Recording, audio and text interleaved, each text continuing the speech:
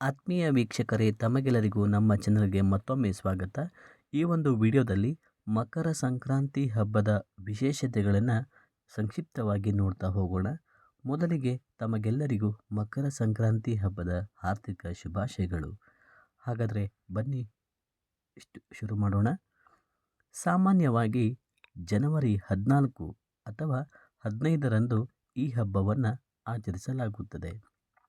ಇದು ವರ್ಷದ ಮೊದಲ ಹಬ್ಬವಾಗಿದ್ದು, ಸಂಕ್ರಾಂತಿ ಹಬ್ಬವು ಹಿಂದೂಗಳ ಪವಿತ್ರ ಹಬ್ಬವಾಗಿದೆ. ಇದು ಹಳ್ಳಿಗಳ ಮಧ್ಯೆ ಸೃಷ್ಟಿಯಾದಂತಹ ಹಬ್ಬವಾಗಿದೆ. ಎಳ್ಳು ಬೆಲ್ಲ ತಿಂದು ಒಳ್ಳೆಯ ಮಾತನಾಡಿ ಎಳ್ಳು ಬೆಲ್ಲ ಬೀರುವಂತಹ ಹಬ್ಬ ಸಂಕ್ರಾಂತಿ ಹಬ್ಬ ಆಗಿದೆ. ಹಾಗೆ ಇದು ದನಗಳ ಹಬ್ಬ. ವಿಶೇಷವಾಗಿ ಸಂಕ್ರಾಂತಿಯಲ್ಲಿ ಜಾನುವಾರುಗಳಿಗೆ ಅಲಂಕರಿಸುವ ಹಬ್ಬ. ಅವುಗಳನ್ನು ಸಿಂಗರಿಸಿ ಮೆರವಣಿಗೆ ಮಾಡಿ ಕಿಚ್ಚು ಹಾರಿಸಿ ರೈತರು ಖುಷಿಪಡುತ್ತಾರೆ.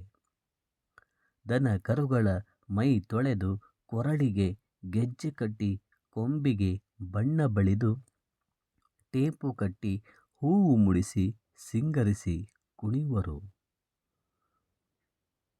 ಸಂಕ್ರಾಂತಿ ದಿನದಂದು ಸೂರ್ಯನು ದಕ್ಷಿಣದಿಂದ ಉತ್ತರದ ಕಡೆ ಸಂಚಾರ ಶುರು ಮಾಡುವ ದಿನ. ಸಂಕ್ರಾಂತಿ ಮರುದಿನದಿಂದಲೇ ಹಗಲು ದೀರ್ಘವಾಗುತ್ತದೆ.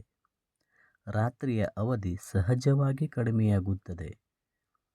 ಇದು ಉತ್ತರಾಯಣ ಪುಣ್ಯಕಾಲದ ದಿನ.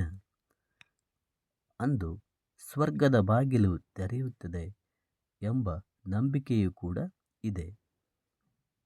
ಹಾಗೆ ಹಬ್ಬದ ನೆಪದಲ್ಲಿ ಹೊಸ ಬಟ್ಟೆ ಧರಿಸಿ ಬಂಧು ಮಿತ್ರರಿಗೆ ಎಳ್ಳು ಬೆಲ್ಲ ಕೊಟ್ಟು ಖುಷಿ ಪಡುವ ಬಾಂಧವ್ಯದ ದಿನವೇ ಈ ಸಂಕ್ರಾಂತಿ ಹಬ್ಬ.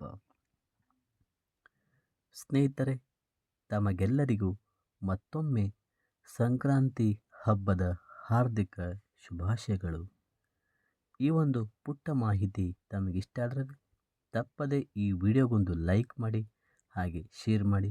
ಇದೇ ಥರ ಇನ್ನೂ ಹೆಚ್ಚಿನ ರೀತಿಯ ಉಪಯುಕ್ತಕರ ವಿಡಿಯೋಸ್ಗಳಿಗಾಗಿ ನಮ್ಮ ಕುಣಬಿ ಬ್ರದರ್ಸ್ ಯೂಟ್ಯೂಬ್ ಚಾನಲ್ನ ಸಬ್ಸ್ಕ್ರೈಬ್ ಮಾಡಿಕೊಳ್ಳಿ. ಹಾಗೆ ಸಾಧ್ಯವಾದಷ್ಟು ನಿಮ್ಮ ಸ್ನೇಹಿತರಿಗೂ ಸಹ ಈ ವಿಡಿಯೋಸನ್ನು ಶೇರ್ ಮಾಡಿ ಅಂತ ಹೇಳ್ತಾ ಇಲ್ಲಿಗೆ ಈ ವಿಡಿಯೋನ ಮುಗಿಸ್ತಾ ಇದ್ದೀನಿ.